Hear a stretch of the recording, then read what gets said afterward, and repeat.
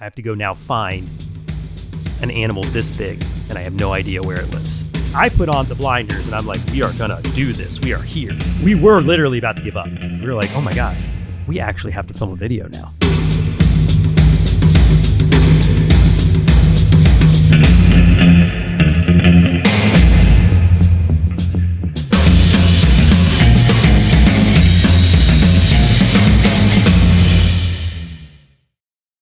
This episode of Becoming Brave is brought to you by Summit Adventure Fuel. Unlock your next adventure and get there. All right, we are rolling. And welcome back to the Becoming Brave podcast. I'm your host, Mark Vins, joined once again by the wonderful duo, Andrew and Asa. You've switched sides today, so I almost messed that up, but I did catch that. We flip-flopped. Flip-flopped. We did. I got the upgrade. All right, fair enough. Oh, I got the downgrade? hey, guys, let's keep it friendly. We're just starting it out. But guys, what's going on? What's been happening lately? What have you been into? Ooh, just a whole lot of shooting. We're warming up for your Galapagos documentary, so that's been fun. We've been in production for that for like a week. Not warming up. That was a bad choice of words. We finished on it. a rip. Yeah, finished the filming last week. 5 days. 5 days of reads. That's a labor of love. It's a labor of love. It's really rewarding because it's been like the longest project that we've ever worked on.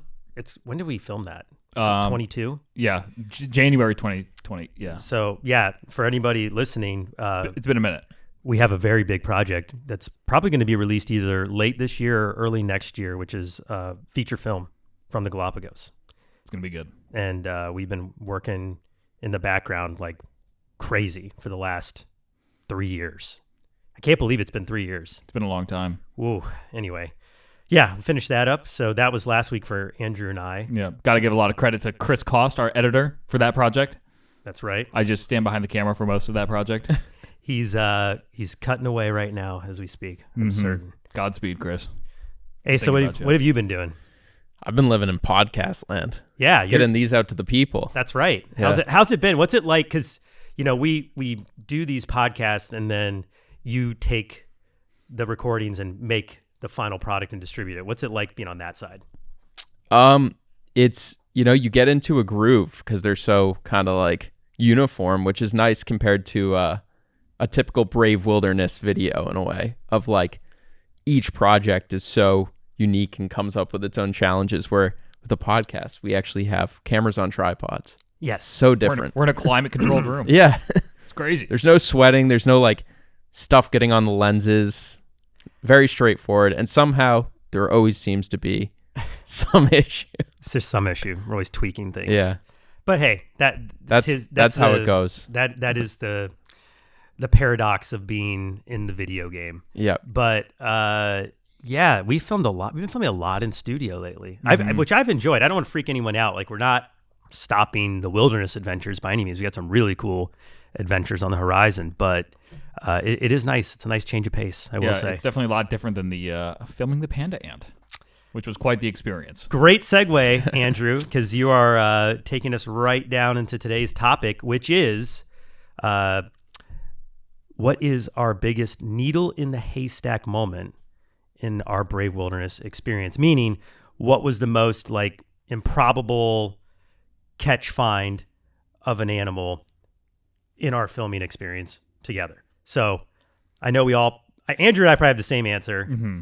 Asa, you might have I'm curious to see a different answer. And I feel like because we're teeing this up as something that you and I can dive into, we should start with Asa. Oh gosh. Asa, what is your biggest needle in the haystack find? I do have an honorable mention, by the way. Okay, good. We'll save that one. All right. I mean, I feel like it would be criminal not to give it to Turtle Frog. Is that the honorable mention? Oh, you stole it. Yeah. You stole it. I mean, that was a crazy, crazy find, which we covered in a podcast. I don't know which one, maybe 6 or 7. Yeah. But it's out there, so you should definitely watch that video because we go into detail on just how incredible of a kind of moments stacking up to make it actually happen. It is my favorite animal catch in my career. Like I literally took the thumbnail and had it printed it's on my desk like it's my child. It's like no joke. Might have it's to grab a picture of it on your desk. Yeah. After this. But. Yeah. And I actually have. I don't know if this might be TMI. I actually blew it up to like an 8x10, and I hung it on my wall in my house. That's how proud I am of that one. So definitely a good call, Ace. I was actually thinking about the topic today and saying, probably if it weren't for what we experienced in Chile, it would be the turtle frog. There's definitely a differentiating factor in that we were in Australia looking for the turtle frog, and we had an Australian with us, which was very helpful. Someone very familiar with the terrain. Very helpful. Yep. Not necessarily looking for the turtle frog, but definitely familiar with the terrain. We did not have that. We had momentum too on that one, and from the little I've heard about Panda Ant, it sounds like it was a much more rocky journey. We had anti-momentum. Yes. Well, it ties in nicely to the start of the podcast. We're talking about the Galapagos film, which I'm sure everyone listening is super curious to hear more. We are going to be talking a lot more about that experience in a future podcast. But right before we went to Chile to film the Panda Ant, which is our needle in the haystack, right? Mm-hmm. Right. Okay, I assumed. Oh yeah. We had filmed for like a week and a half in the Galapagos, and it was a grueling production. We're talking like 7 days of deep water diving, followed by 2 days hiking up an active volcano. Probably, and it's the hardest physical feat I've had to accomplish. Yeah, it's extremely high, if not the highest for me. It was their summer on the equator, hiking up in the blazing sun up 5,500 feet across like a span of 10 miles. Yeah. On like lava rocks. Like compared, remember last year I ran the Grand Canyon. I did that like 20-mile run through the Grand Canyon, which was like really, really challenging and physically hard. There's a video on that. There is. This was way more extreme. Yeah. Way scarier in terms of like could have gone into a very dark place. And when you guys were diving too, weren't you staying on like a boat that was... Oh yeah. So you were already kind of beating yourselves down in that way. Oh yeah. We had how many crew was there? There was 4 of us. So there would have been 6 crew total. We had Will and Kellen doing the dive portion with us, and they told me when they saw us off to the volcano, they were like, "These guys are never going to make it. They're never going to be able to complete this," because they were so exhausted. And those are the guys I'd been diving with all week. So yeah, in terms of like the physical toll that 10 days took on us in Galapagos, you can just imagine how gassed Andrew and I were as we made our way to Chile, because everyone else... Oh, me? No, I was just sitting on the boat. Like you were... I don't want to... You were so much more gassed than I was. This is what I'm saying. Oh, yeah. Well, no, I appreciate that, but you were tired. We were tired collectively as a team. It's just like a lot. We were cooped up. Like I was doing like body weight squats because there was like nowhere to move on the boat. Just like keep my legs like... a lot like active. He's underselling his experience a little bit. I just have to tell you, Andrew was like such a trooper on that dive portion of the Galapagos, and we're definitely going way deeper into this than I wanted to. But and just to kind of set the stage of what we're going to... It sets up how brutal the Panda Ant was. Andrew's out there on a skiff. We're down diving like 100 feet off the Galapagos in the middle of the Pacific Ocean, and Andrew's sitting on this little inflatable skiff just getting baked for hours. Man. Yeah. Just he's in his sun shirt like he's like Nosferatu trying to hide from the daylight. So he did not have it easy. I just don't want to let you off the hook like you had it like super cash. You were definitely going for it too. Yeah. I mean, it was objectively easier than what you were going through though. Fair. Fair. But the reason we bring this all up is because at the end of this trip, we kept going. Everyone else went home. Everyone else was beat going. Not like they bailed, but that's just how it turned out, that we had this other agenda. Yeah, this other great opportunity. Being in South America. And that agenda was to try to put the Panda Ant on the Bite Sting Index. And let's pull up Panda Ant because I want to show you the photo that inspired us. And this is a particular type of Panda Ant. This is the militaris species. And I mean, this went super viral on Instagram. How many? I don't have my phone on me. How many? I wouldn't be surprised if it's in the millions. Yeah, let me see. But this militaris is a very unique species in that it's the only one that looks like that. There are other subspecies of panda ants, and they look like this one on the left, which is cool. It's a cool looking velvet ant, but the panda ant just looks so unique.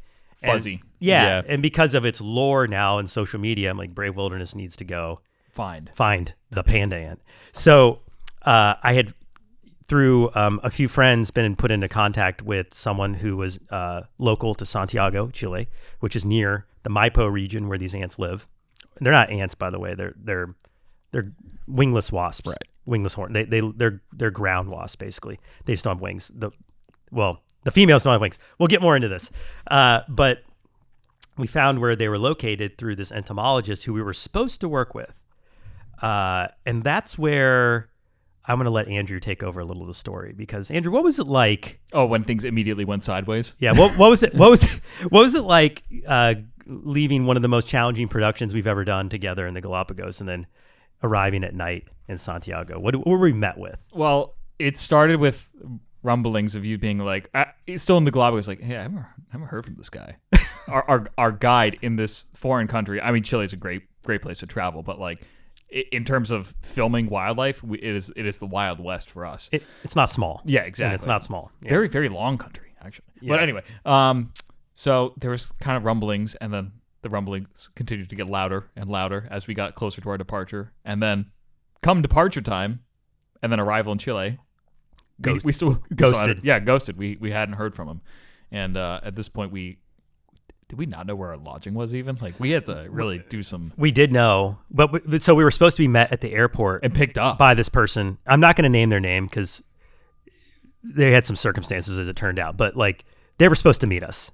I have some thoughts on that too. Okay. Well, okay. We'll dig into that deeper. But yeah, we were supposed to be met by a Chilean entomologist who had seen these ants and had sent me a geolocation, thank God, of where you could find the ants. So it was somewhat constructive in the sense that we knew where in general we were going. I booked our lodging, but he was going to guide us to these panda ants. We were only going to be there for what we thought was like a day or two. Mm-hmm. Yeah, it turned into a lot of improvisation in terms of like us renting the car and just driving through the back roads of Chile. And we arrive at night too, by the way. That's an important factor. And it was a very special night because we were kind of concerned because we kept seeing all these people on the side of the road. So, all right, hold on. We have to paint this picture a little clearly. So, first of all, we're in line. I'll never forget. We're in line to go through immigration in Chile, and I'm trying to like figure out where this dude is. No responses. Like, it's like one of those like multi-text situations. Like, hey, are you still here? Are you okay? Like, I think this person might have died. Respond. Yeah.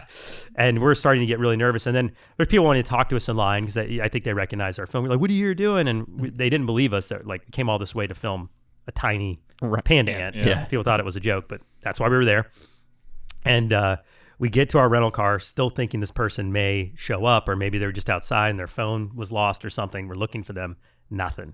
Get to the rental car and I just look at Andrew and I'm like, okay, I know where the hotel is. We're just going to put this into Waze and hope for the best. And as we're driving out into this wilderness area, just, what was it?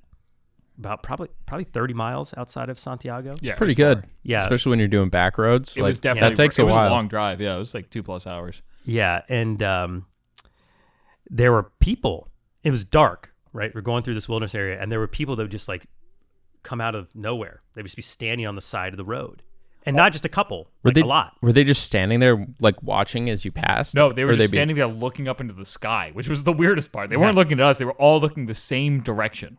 And we were like, spooky. And we are so tired at this point. Like, we were not planning to even shoot the next day. We knew we needed like a rest day. Mm-hmm. So, we're thinking like, are we hallucinating this? Like, I know we didn't say anything for a while because we were both like looking for the hotel. But it was like one, and then there'd be like another, and then there was like more and more of them, and they're all doing the same thing, looking just up into the sky. Yeah, and to the point where I asked Andrew, I'm like, have you noticed there's like a lot of night walkers out tonight? Is this normal? We don't know if this is normal. Like, this just could be a thing you do in the Maipo Valley. But what they were looking at, what year was that, Andrew? 2023. Yeah, it was 22, wasn't it? No, it's 23. Mm-hmm. Very beginning of 23. Oh, so we filmed this in 23. January 2023, yeah. Oh, okay, yeah. Did we say 22? Yeah, we said 22. Yeah, it was January 2023. Because I started in summer of 2022. That's right. So we've been working on the film for like 2.5 years. Just for correction. All right, we're rounding up. It's been a long. We're rounding up. It's been a very years. long time. Yeah, it's been years. So in the plural. Yeah. So they were looking at.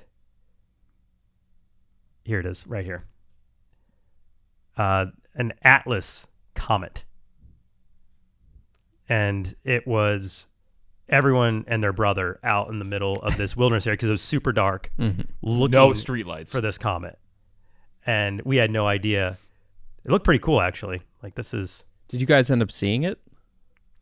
We did not see it. Unfortunately, we were too tired, and we didn't know until like the next day. Right.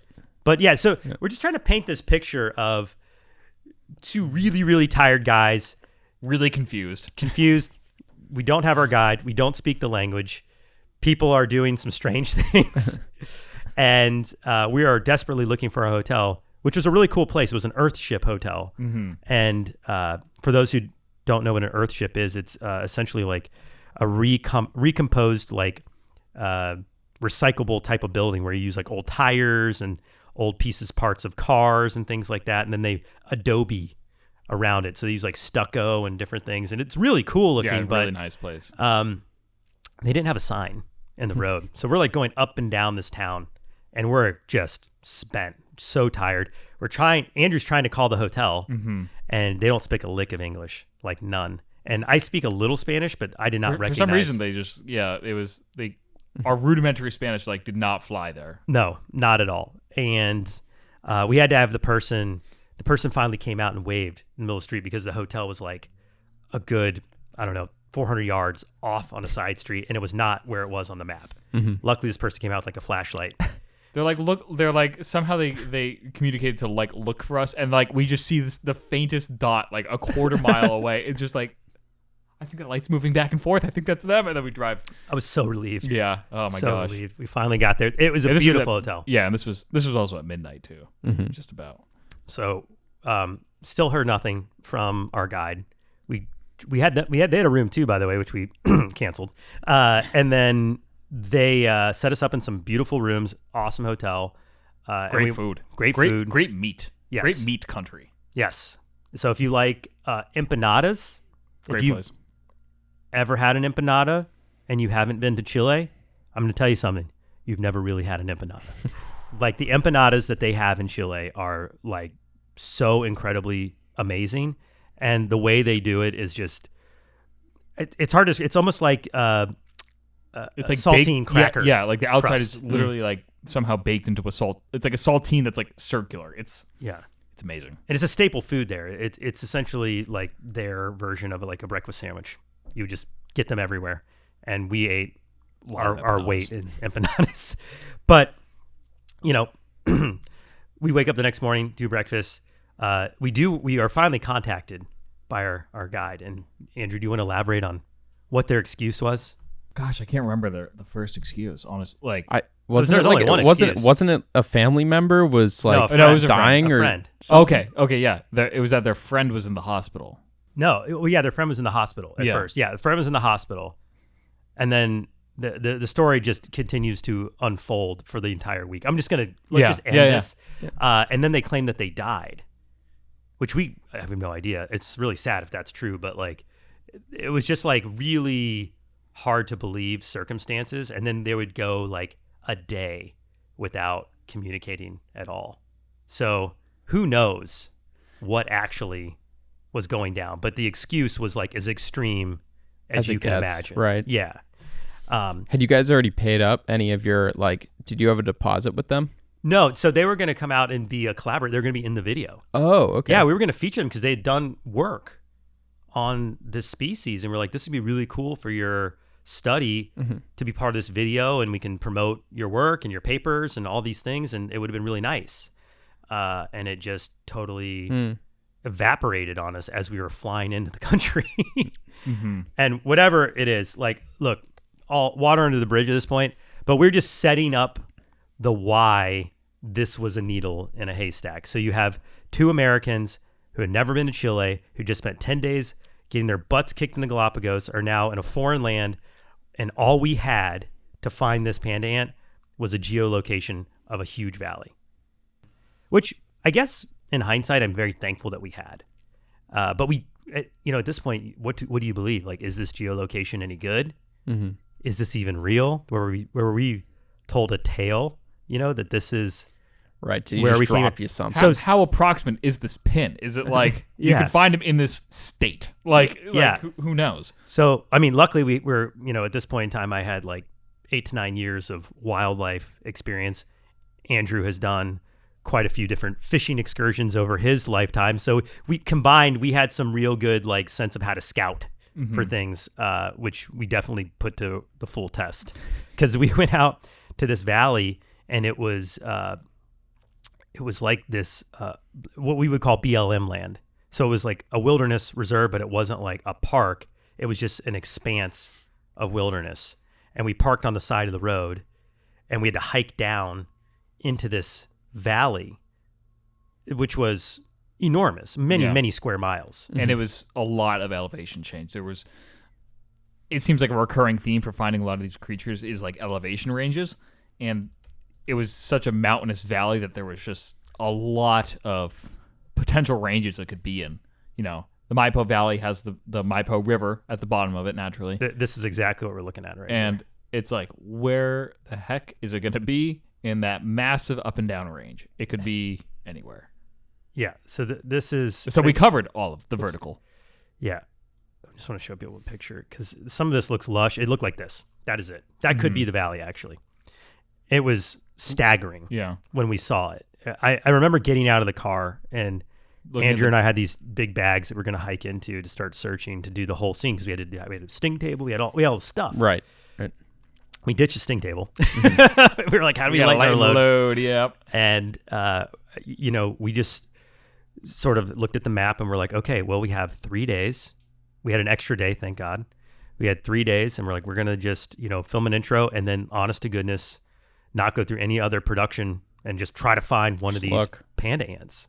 So it was literally like looking at that valley, trying to find an ant that we had really no idea how like physically large it'd be. Most velvet ants that we've worked with are almost an inch in length. These are much smaller. Right. These are about a quarter inch. They're solitary ants, right? Correct. Yeah. Or not wasps. They're parasitoid wasps. So their reproductive strategy is they will go to another nest and they will put like a single egg into a nest of like other wasps or ground bees, and then that egg will hatch and eat all of the other species young. They're brutal. So gnarly. This is a good little like PSA moment for like nature is not friendly often, like pretty much never. Humanity can be friendly, but a lot of animals are just brutal, and it can, when you hear about how they operate, you're like, oh my gosh, like what a horrible creature. But this is their strategy. This is how these wasps have found a way to evolve and survive over inevitably millions of years. But you can only find these panda ants in this region, and we had this geo point for this valley. And you look at that, Asa, because you weren't there. What would you think looking at something like that? Like, I have to go now find an animal this big, and I have no idea where it lives. I would almost certainly think we're done for. Yes, that is exactly how we felt. So, Andrew, this is somewhat early on in your tenure here at Brave Wilderness. How did you feel about? Because I put on the blinders and I'm like, we are gonna do this. We are here. How did you feel? Little like we're not gonna find it. But I also felt unusually tired, and my stomach felt very strange. Yep. And so prior to this flight to Chile, I was very disciplined about not drinking any of the water in Ecuador. And the last night, I was very tired, and I brushed my teeth at the hotel. And then I was like, classic. I didn't use the purified water for that. And then, sure enough, by the time we get to Chile, I'm having all sorts of issues. Yeah. Issues and a lot of fatigue. So I was pretty wiped out. Yeah, you were let's just say it was more output than input. Yes, much more out than in. That's for sure. Running on empty. Yeah. Thankfully, you had the what is it? Pharmacist Mark came to the rescue. Yes, which I was so happy to do because I always bring a small medicine kit with me when we travel, especially international places like this where you don't know what the water quality is going to be, because I've gone through many bouts of this myself, so I know how horrific it can be. And the best cure for traveler sickness or like any kind of like water contamination stuff like dysentery stuff is antibiotic. And you just take like a Cipro, or there's a couple other, ask your doctor. I'm not like prescribing you what to get, but in this case we had Cipro. Pretty confident what was going on. Yeah, and it like knocked it out. Yeah, exactly. Like when you take an antibiotic that's like on target, it really does just kind of knock things out, which was good. Yeah. So I forgot about this. So to stack another log on the fire, Andrew gets traveler sickness. It was nice. And nice time. It's hot. It's early, almost 100 degrees Fahrenheit. Yeah, I know it looks lush in this picture, like it's this beautiful mountain valley. We did not have the green. I feel like it was like the desert sand tone everywhere. There's another even picture. in that though, you can tell how extreme of an it's more like environment. It's more like this right here. I can't get it too large. I just want to make it. It was way more like Tucson desert than it was like lush Spring Mountain Valley. Oh, there is some green. Okay, no, I was overhyping it. In my mind's eye. I mean, that's pretty dry. So you see the river was very low. It was just this tiny little stretch of river. And, dude, it was smoky feeling. You could feel the heat coming through the lens in this video. And we were carrying a lot of weight and really just trusting our experience. It's one of those, you want to talk about why it's good to test yourself in life and to build skills. It's for moments like this. Because had we not had our collective experience of finding and searching for wildlife, there is zero chance we could have ever thought about pulling this off. So what we decided to ultimately do was to do a quick survey down from the top of the valley to the river and to say like, okay, what does each biome contain? What wildlife do we see moving? And then we would come back to our hotel and we would search like, okay, what information is out there about the panda ant? Like, where are people finding them? What do the pictures look like? Are there other indicator species? Like, often when you're looking for like different fish, you'll look for indicator species, like what fish they might eat or what other fish might be symbiotic to that species. So we're using all these same strategies to find this panda ant. So we kind of narrow it down to the last, what was it, like probably 100 foot of elevation from like the river itself and up to where the canyon starts to go. But it's a big hike down every day. I remember us just sweating bullets the entire time. Yeah, it was a big descent down and then back up every day. Yeah. And we would go back once a day. So the hotel was probably 20 minutes drive. About. So we were able to like break up the heat of the day. You couldn't operate. I think in the video we showed where we like stopped, we would like hike it. We would like sometimes even leave our gear and hike it out, go back to the hotel and eat, and then come back down because, we couldn't carry enough water. We couldn't do anything in terms of like extra weight. So there's no food, nothing. We had like snacks and like one water bottle. So just to keep going and keep searching, we had to like shuttle back and forth. And we were not seeing any panda ants at first, but we were seeing a lot of other flying insects. And that was giving us, it was giving us some hope. But the water was like almost, it was trickle. It was very silty, super brown. So you couldn't even filter and drink the water. It was pretty rough. Didn't somebody say something about me drinking the water here? You splashed it on your face. Yeah, I think they thought you were like splashing it in your mouth, which is like... Yeah, I saw some comments about that, and I was like, dude, I'm not drinking that water. Come on now. Yeah, I mean, you can really see that it's clearly in a drought with the way all those plants are looking. It's just middle of summer. So in the winter, you would see this would be like very cold. They have very extreme seasonality in this region of Chile. How high in elevation were you? High. Yeah. We went to what was that lake? That lake was Tall Lake. We went to this really cool. In fact, is it in the beginning of the video? It was a short drive to like the glacial highlands from the hotel. Like we were definitely, up there. I think it's in the other cut of the city. We did a director's cut where we showed that. But yeah, we went to they have these beautiful mountain lakes in Chile that are just, they're like ice blue. They're like the blue of Summit Adventure Fuel. Like literally the water was like this blue. And actually, I'm kind of thirsty now. And they were just epic, huge. And you'd have to like go down these minor roads to get out there. It was a little freaky, actually, to go to some of these spots, but we checked it out.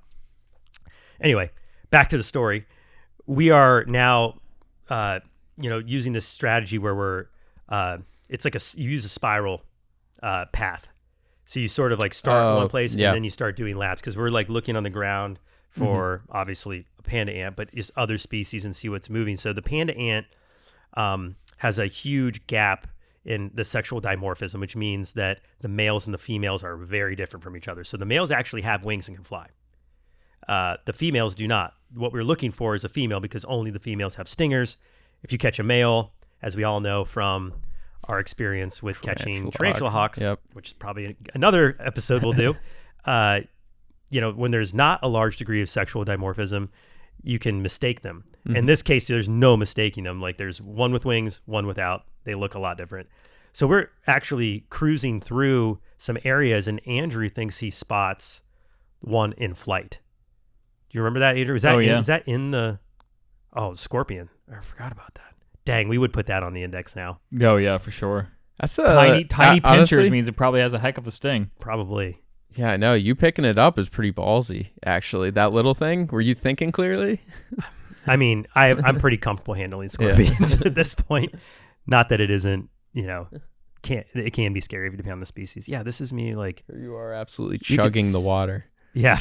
Just guzzling. You can see just how just fried we are. Let's look at this.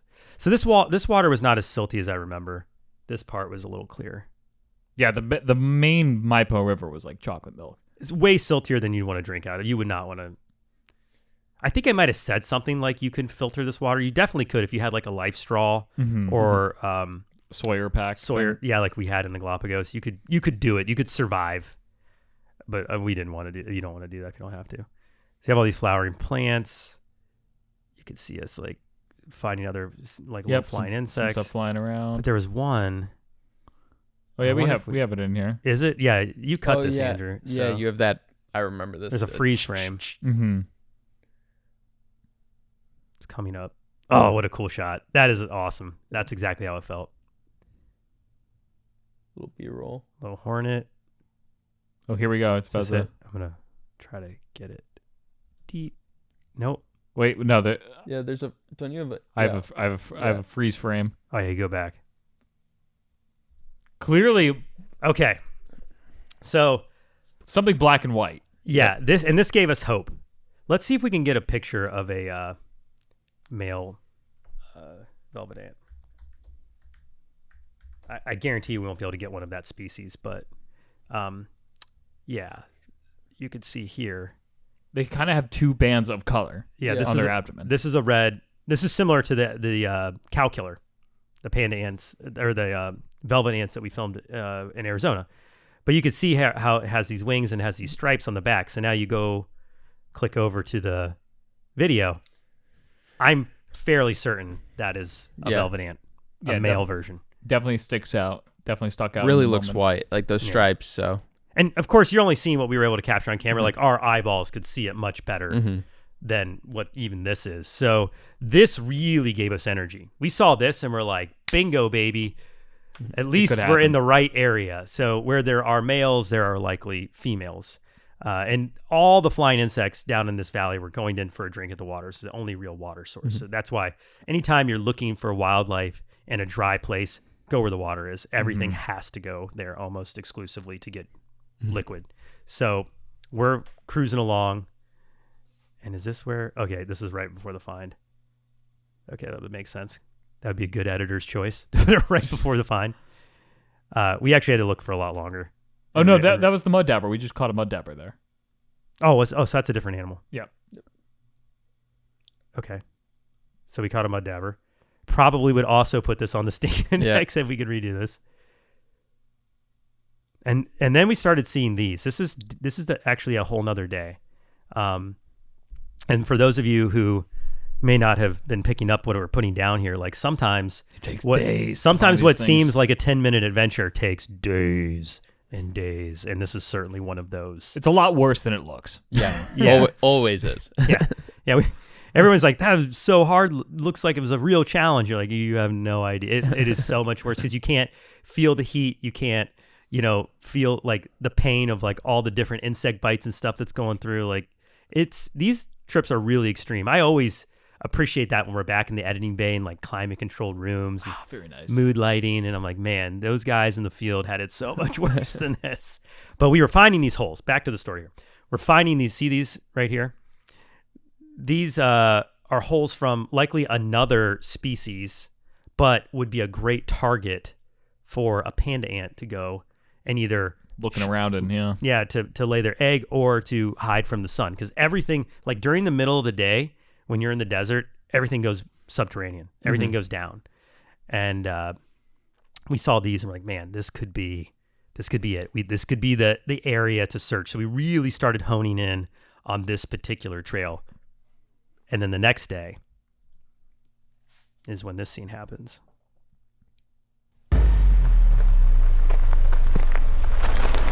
Hit it right there. Oh! Woo! We got one! Holy! Oh! We were literally just about to give up. It's not a big one, but that is a panda ant, baby. Let's go. Yes. Talk about the euphoria that you feel when you actually find the needle in the haystack. That is exactly how I felt in this moment. And we were literally about to give up. Yeah. The sun was setting. We were final day we could do this. And the sun's going down, which turned out to be exactly when we needed to be there. Yeah, exactly. When things start cooling down. Yeah, they have an active period that we come to find out. Because shortly after this, we find another one. They have like this window. And a lot of, you guys know this from the tarantula hawk video, a lot of desert animals have like a very specific window of the day that they will like leave their safety, their burrow, and forage. And for these panda ants, it was like right between like 4:45 and 5:30. Yeah. Dusk and dawn are always a good starting point for a lot of animals. Yeah, but not dawn, not for these. It was always end of the day because we found another one. And then come to find out when we talked to some other people, like, oh yeah, like velvet ants are always, and that's how we ended up getting the cow killer. Oh yeah. Later on, because like you find them at a certain period of day. So anyway, we get this panda ant, and Andrew and I are like super amped, stoked. But then that euphoria quickly goes away because we're like, oh my gosh, we actually have to film a video now. Right. This isn't just about finding an ant. We now have to go and actually film a full sting. We don't have a sting table. I don't have like, I've not processed the lines in my head yet, like, and how we're going to do it. So this whole rest of the video, so like we're 6 minutes in on a 14-minute video. The whole rest of this video was just like playing by instinct. Yeah. We just ripped into production mode. And yeah, we didn't even pack a sting table, I don't think. We were just going to sit you on a log and have you mainline the venom of a we packed it. I left it. Oh yeah. Yeah, I purposely did not bring it. I was trying to keep the pack light. Yeah. No, it was intentionally left. But these panda ants, a lot of these are in slow motion actually. Yeah, these shots are all shot in 60p. They were so fast. Incredibly hard to film because you're talking about an ant, and for those who are just listening to this ant is about, and I call it an ant again, it's a wasp, but I'm going to call it ant because its common name is panda ant. This ant was only about a little more than a 1/4 inch in length. So we're using our best macro lens to film this stuff. And this ant is just a spaz. It's just flying around, doesn't hold still. It has a lot of like hairs and appendages. And as you know, Asa, from filming macro, like it puts it in and out of focus super fast. Oh, it's so difficult. Yeah. So we filmed a lot of this on an iPhone actually. Yeah. And you can see in the iPhone footage that is played at real time, it is just blazing across the ground so fast. They're the two ants. So you can see the larger of the two didn't quite have the panda look. Yeah. So a little tattered. Yeah. It's been around the block. Yeah. That one was like the classic, the tiny one there. And didn't we name this ant? Did it have a name? Chow. It escaped? Chow Was Chow? it Chow Chow? I don't know why we named it. Like, is it squeak? You guys, it sounded like a little dog. Mm-hmm. It's like a chow, like the chow, like little, like dogs. Stridulation. Stridulation, yeah. So they made this like sound, so we named it like Chow Chow, like a dog. So anyway, this little Chow Chow here had the perfect looked just like a panda. Falling there. And super clumsy, like a panda. And you could just see, like, that was all iPhone. They were so hard. Going. So hard to film. This is all the B-roll that we were able to shoot after the scene. A lot of those shots. Yeah, look at it. So hard to film. Let's get a still shot of Chow Chow here. I'm gonna go back to that one because that was a really good one. Never does it justice, like just how tough to get that little shot and knowing how, like, I know how small those capsules are. Yeah. Like that thing is that big. Yeah, because this is now like your role. So like you do a lot of the macro filming for us. I'm always impressed with the first, like the couple of main shots on this one of the stinger coming out. They're good. So I do want to point a couple things out about this while we're looking at this ant. So Chow Chow here is the classic Panda Ant profile. However, I want to point out something about the viral picture, and this is a little misleading because if you look at this, you can see that these antennae are pointed downward, making this ant look like it has like this really panda bear looking dome, this head.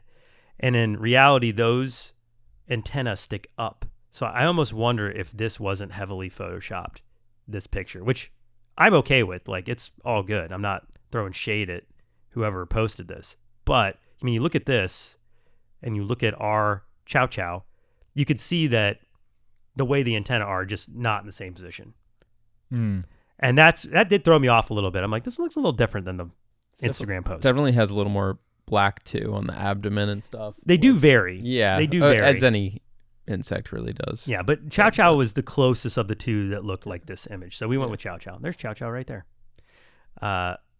So we get to the sting, and this is in the video, so we can talk about this because this stridulation. Let's turn this on real quick so everyone at home can hear.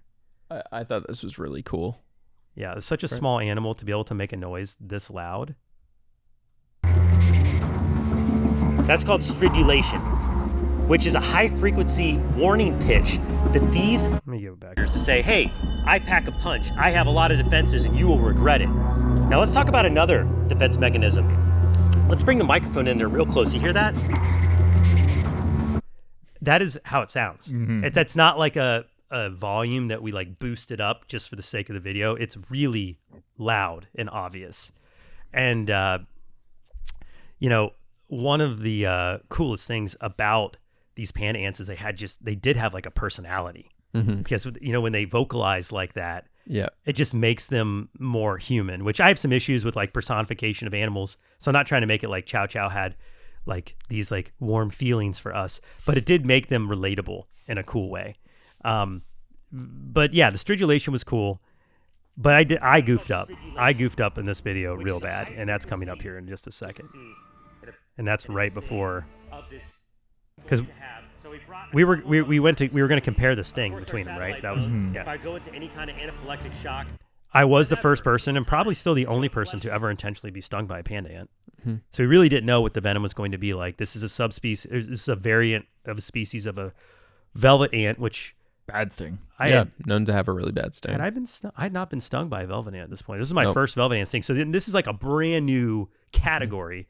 And the cow killer, which it's related to, was one of coyote's worst stings. So I'm like, oh man, we're in the middle of nowhere. This could be one of those like tempt fate moments where it gets really gnarly. So we did have to bring some precautions. We have a satellite phone and we've got EpiPen. Is flying. That is a very big stinger. I would say the stinger is the entire length of the lower abdomen. All right, it is time. They do have the largest stinger to body size ratio. That's what makes velvet ants such a unique stinging insect. And a stinger, for anyone who doesn't know, is nothing more than like a modified egg-laying appendage. So that's why only females have stingers. Almost exclusively in all the animal kingdom, only the females sting. They are the protectors, I guess. And that's their job. Sting zone with the panda ant. Here we go to the great unknown of the world of stings. 1, 2, 3. Wait, did I already? Is the mess up already? Had the mess up already happened at this point? No, not yet. Yeah, it happens. I think like you. Oh yeah, it's right here. It's right here. The biggest goofball moment I've ever had. Maybe not ever, but it's up there. Ah! Yep, stinger's in. Stinger's in. Ah! Ah! Oh. Are you looking for the best meal plan? Great. We just got cliffhangered. I dropped that guy's a family friend. Where'd you go? Is he really? Yeah. Tom McGee. That's random. Super weird. Hey, Tom. So I dropped Panda Ant, and Let me see. it disappears. So you can imagine. They are so fast. Like, oh, yeah. You're not finding these things. Like, I knew as soon as I dropped it and it scurried away. Gone. Because their first instinct is to go down, to burrow. And we already not happy that it was in a container. Thank God we found 2. Yeah.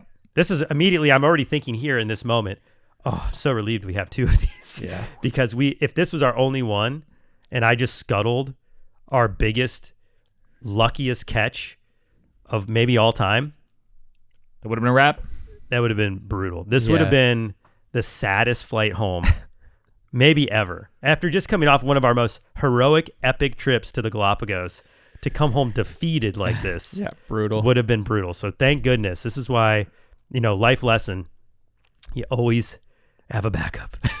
You always have a backup plan. We end up finding this panda ant again at the end after the little one, Chow Chow, stings me. So we ended up testing them both. Is that right? Did we? I don't know if I included that. I don't think you guys did. I think you mentioned you found it though. No. Because it did sting me. Yeah. We do find it. We found it again. Did we include that in the video? I don't think so. Did we cut that from the video? You said it was too confusing? Really good ones. Oh my God. There it is. No, it is. I was going to say, we definitely found it again. Got it. We just found the first panda ant. Wow, I cannot. Yeah, it's fine. It's a podcast. Supposed to do with you? Dude behind the scenes. You ran away. Yeah, no, I wasn't sure. And now you're back. Should we try to get, another wallop? All right, well, gonna go for another sting. I don't know if I got a full one that first time around. On three. 1, 2. I kept going for stings because I just wasn't impressed by the pain. This is before the sting index. Yep. Got me. Bite me. Ant stinging me. Got a good one there. Okay. Yeah, all right. Really not a remarkable sting, even though it just we're getting a lot did not of feel like redness and any kind of pain that Mm. I would rate it. I guess I should make this a moment to do the BSI. Yeah, we'll you talk wanna about put that. it. But you could see it immediately swelled. Mm-hmm. Like you had immediate reaction from a sting of one of these. Just the pain was not there. It felt like a slight, irritation. But the aftermath was pretty severe. Yeah, Like it was surprising. It roared back big time. But I did end up finding that panda ant to close the loop on that. You could see here how, compared to the original sting, it definitely came back with the vengeance, like a really bad mosquito bite. Mm-hmm. So that is the story of Andrew and I's miraculous encounter with the panda ant of Chile. The most improbable series of events I could ever have put together. Yeah, for a video. really a miracle that it all came together like that. Yeah, and Andrew, am I leaving anything else out? Is there anything about this that you remember or you recall that is worth noting? Definitely the most challenging production I think we've done. The back-to-back of it all? Yeah, the back-to-back, and then it being such a small, difficult-to-film animal. Like, there was no steps about this that were... nothing was given to us, that's for sure. We were leaving Chile walking tall. Put it that way. This was like, heck yeah, I could actually give you another high five right now. Bam! That was like still like one of the all-time Hail Mary that actually got caught in the end zone situations. And the Panda Ant was super cool, too. I think the animal was worth the effort. And I certainly look back on this video as being like one of the craziest like wins that we pulled off as a team. Now, as far as the BSI of it all, because we had not invented the BSI yet, for the bite sting index, let's talk about where the Panda Ant should be. And because Asa, you're going to take the podcast, let's actually put this on the sting index. Okay. So intimidation factor.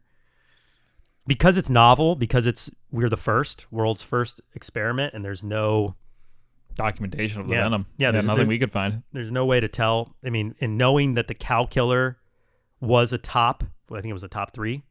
It's high. And it's related. That's the only benchmark we have. I would have to say that the intimidation factor of this animal is going to be a lot higher than probably most people would expect. I would probably put it at a 7.1. That feels fair. 7 range, yeah. 7.1. And not from the looks, just because we know it has a super long stinger and its relatives are pretty potent. So we give it a 7.1 on the intimidation factor. The pain is low. 3. I can't speak for you, of course. Yeah, I know. I'm just like trying to relive it a little bit. Where else is where are we at on the pain scale for like some of the where's a mud dabber at? Mud dabber, I think Mud Dabber's the bottom. The website's pretty cool. Yeah. The only ones we're missing on the website right now are, I think, 1 or 2 stings. The ones that have just come out. Nice job with this, Asa.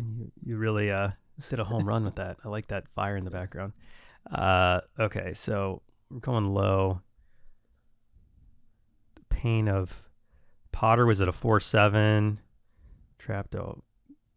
So the Mud Dabber was at a 2. It's like all the way at the bottom. Yeah, it's probably right around there. I maybe give it a little bit better of a nod. I'll put it at a 2.9. Okay.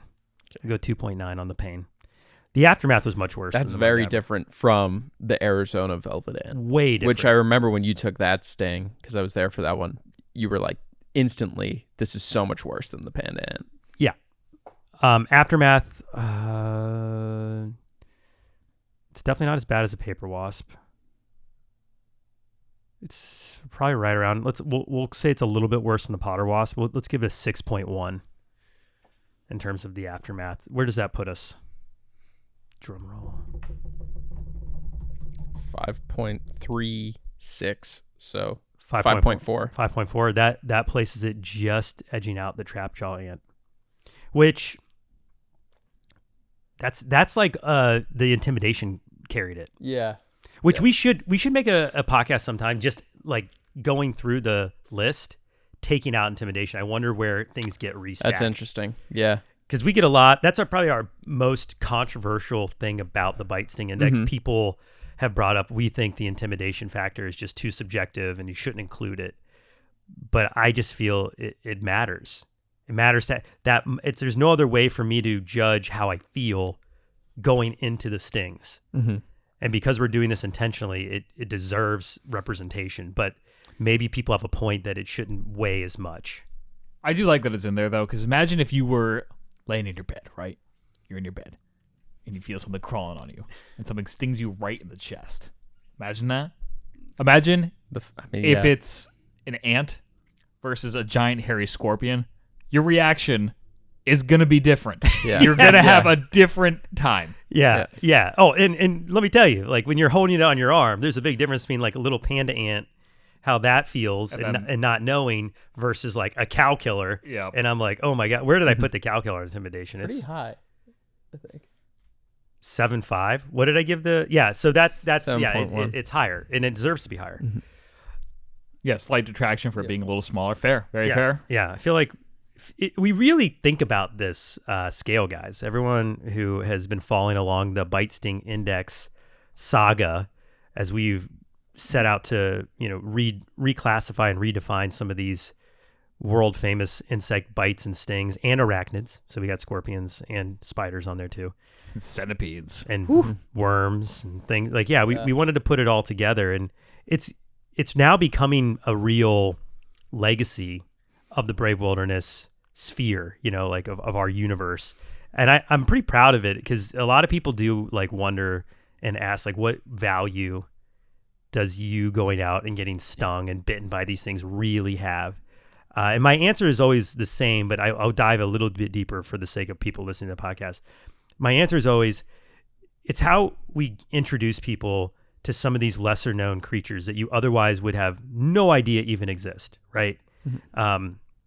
Sure, every now and then you get a creature like the panda ant that goes super viral from an Instagram photo, but that's one out of the entire list. There's all these other species that the only reason most people even know they exist is because we have set out on this saga of rating their bites and stings. Now, I'll admit, it is intentional to add that level of entertainment to draw people to the subject matter. But in an additional layer of education, not only learning about the animal, you're also learning about the effects of its venom and our relationship to them, which I find to be really important in understanding how we interface with the world. If you just know, if you look at an animal and you're like, that's dangerous, that's one thing. But if you can look at an animal and you can say, it's dangerous because, and it's painful because, and here's what I would do if I ever had that situation. Now you're just you just prepare yourself more to interface with the environment. And I think that's the ultimate goal of Brave Wilderness, not only to educate about wildlife and nature and stand for conservation, but it's also to prepare people for their adventures in the wilderness and promote the idea that we will engage with nature. And that is what becoming brave is all about. It's an experience. It's not just one day you wake up and you're like, oh, I got stung by a panda ant, I guess I'm brave now. No, this is a journey. It's a timeline, and we're all living a different journey. And I don't know, maybe I'm getting a little too philosophical and sappy about this, but I'm trying to explain what makes me really proud about these videos and this work, because we do get the comment often, why the heck do you do this crazy stuff? And that's why. It also kind of paints a lesson of it takes a lot of work to get these things to sting you sometimes, yeah, for sure. They're not looking to harm you. They're not looking to go out of their. They're not going to go out of their way to sting you. Some do. Yeah. Some do. The centipede might be a different story. Yeah, some do. We don't count the centipede. Most people in their lifetime will be stung by a bee. Yeah. Mm-hmm. Most people in their lifetime will be stung by a hornet or a wasp. Most people will definitely not ever encounter a panda or be stung by one. But now if you were, that's exactly what you're going to go through. But it starts with the primary that now you know about the panda ant. It's all about, understanding the human experience with nature. I think that encapsulates, at least for me, speaking for myself, why I think Brave Wilderness is such an asset to the world of nature. Can't conserve what you don't know. Nope, certainly can't. And there's a lot of other topics along that thread that we will continue to unpack through these podcasts. But for this experience, let's talk about the becoming brave moment. Asa, why don't you kick us off for the needle in the haystack? Since you brought up the turtle frog, was there a moment of bravery for that one? I mean, that was one of those. Again, it was a long day. You just keep pushing. It was the first time I'd ever been in a wash, which is kind of like an animal highway that you find out in drier environments, and they're filled with snakes and scorpions and Australian spiders. Snakes, no less. Yeah, so we were in Australia. The bad ones. So, stepping up and being like, all right, we're going to do this. And I was walking through cobwebs and around, logs and things. So that was the first time handling that and being like, it doesn't seem that scary when you're not there, but when you're in that environment, it's very real. It was spooky out there. Yeah. It was still. Yeah, it was still. Sometimes in the desert, it can be just uncomfortably still. Mm-hmm. You're just waiting for something to strike at you. Yeah. So that stepping up and handling that, getting the shots. Yeah. All right. But let's hear yours. Andrew? Probably just not necessarily bravery, but the determination it took to just continue through these kind of adversities. It was for the Panda Ant, nothing was given to us. We had to definitely like earn all of that shoot. But yeah, it was definitely a matter of kind of removing yourself from like the present pain and just pushing through to know that you're trying to kind of achieve something that would be like, quite the feather in the cap, if you know what I mean. It's I think this was the first footage of the Panda Ant. Yeah, definitely the first high quality footage. Yeah. And I'll echo that. Like it was a lot of self-belief went into this. Mm-hmm.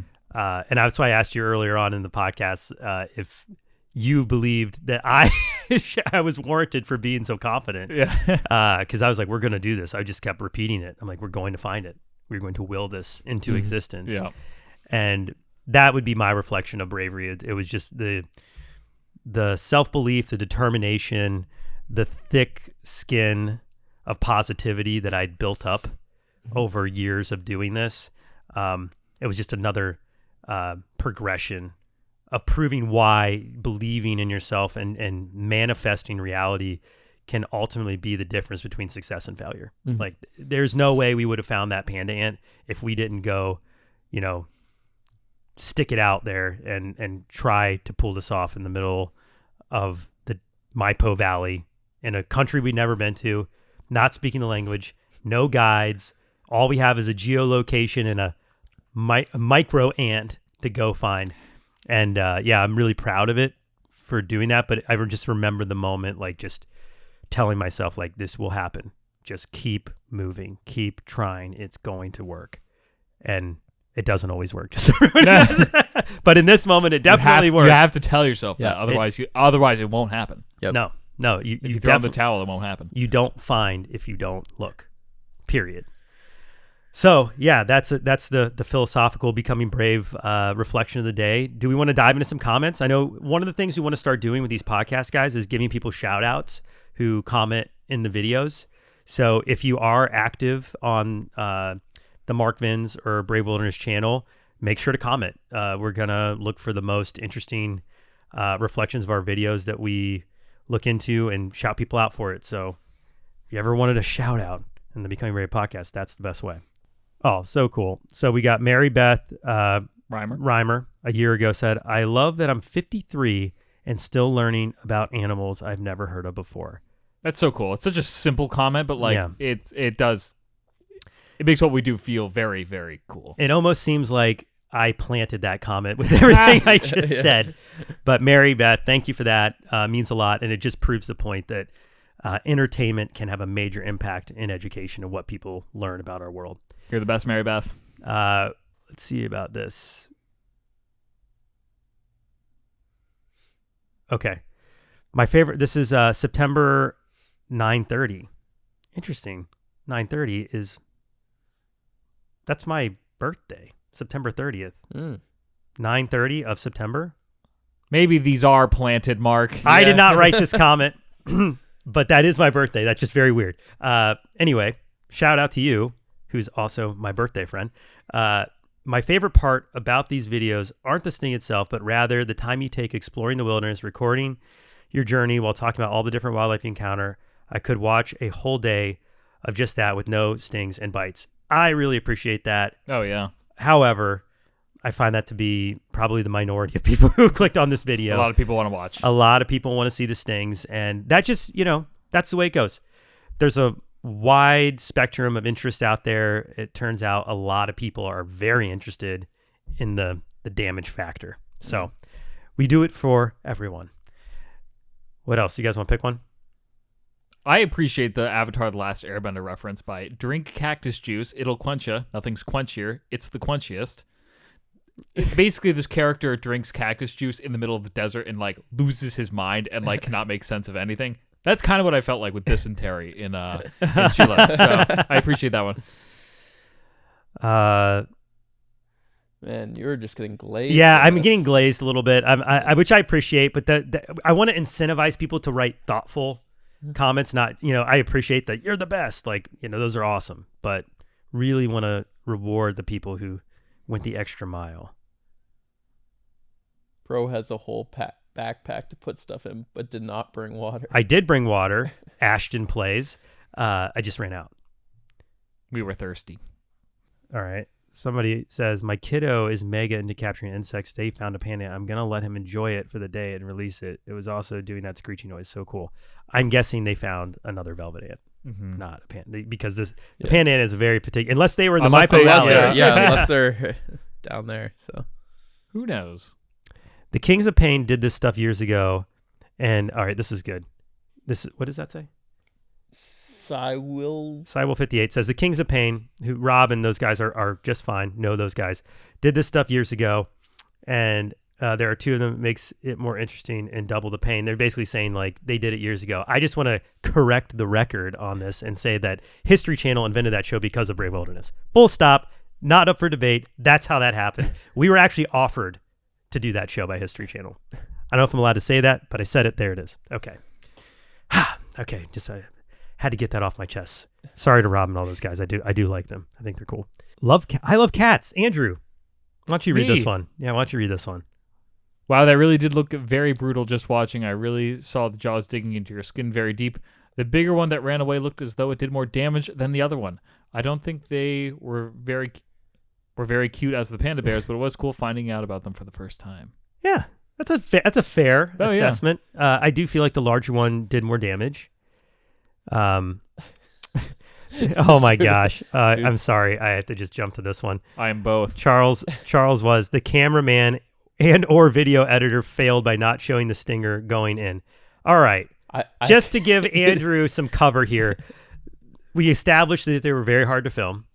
They're very, very small. And we were like dealing with the most minuscule amount of daylight left to film the sting portion of this video. So Andrew, good job getting the sting. I saw Stinger on skin a bit. He got it. He just didn't get the usual, like Andrew or Asa, your usual like hyper macro of the stinger fishing around. Which, by the way, guys, a lot of times that's not the actual sting itself. It's something we do after. It could take a couple of tries. Yeah, didn't have time for that. Yeah. But Andrew, I still think you did a great job. I have beef with this guy. So. Also, he looks like he's ready for Monday morning quarterback type. Yeah. Mr. Zero the Jedi says, hey, wait a minute. Wait a minute's all one word, by the way. This isn't Brave Wilderness. Correct. This is not Brave Wilderness. This is posted on the Mark Vince channel, where you are inevitably, if you're watching this on the Mark Vince channel right now. And we premiere a lot of our Brave Wilderness videos right here. So if you want to be the first to see something, make sure to check back here and often. It will a lot of these, not the podcast, but a lot of our videos do make their way to Brave Wilderness, but not all of them. Some of them are only for this audience. So Mark Vince exclusives. Just trying to say, everyone listening and watching on the Mark Vince channel right now, you are very special, and thank you very much. Continue to come back and check often. Like, subscribe, do all those things. All right. Shameless plug. The dude that came at Andrew's camera work also commented, I'm the 1K thumbs up, and this guy is tripping getting stung by panda ants. So maybe he was upset that you didn't heart that he was the first 1K view on it. I just gave him a thumbs up. There you go. And then came at Andrew like a week later. Damn, bro. I'm catching strays. Oh. Fair. This is a fair comment. Mr. Sub said, why would you ever wear a black hat and shirt in the desert? That's a really great question. So in the mornings, I'm going to answer this truthfully. In the mornings, it was cooler. When you're in a desert valley, in the mornings, it can be like somewhat cooler. So that early, like first 8 a.m. to 9:30 a.m. section felt really good. A little chilly, felt really good to have that black radiant hat and shirt on. But inevitably, when noon came, it was tough. So it was really tough to have like the perfect wardrobe for that environment. But it's good to point out, and I would say if you're ever looking to cool off, wearing black is probably not. Don't do that. Don't do that. And I think we're going to call it at that one. Guys, that was fun. That was a good one. That was a great one. I really enjoyed reminiscing about that video and unpacking so many of the elements that were not in the cut. And I hope everyone listening or watching this on YouTube, hope you all are enjoying the Becoming Brave podcast. We're going to continue doing this weekly. Please make sure to comment on these videos wherever you're watching or listening. Tell us what you want to hear about. Tell us what guests you might want to see on. I keep teasing this. We are going to eventually have some guests, which is going to be exciting here in month or two when we feel ready. But I am, for one, having a great time hanging out and doing these, and I hope everyone listening is enjoying as well. Guys, thank you. Bam. See you next time. Yeah.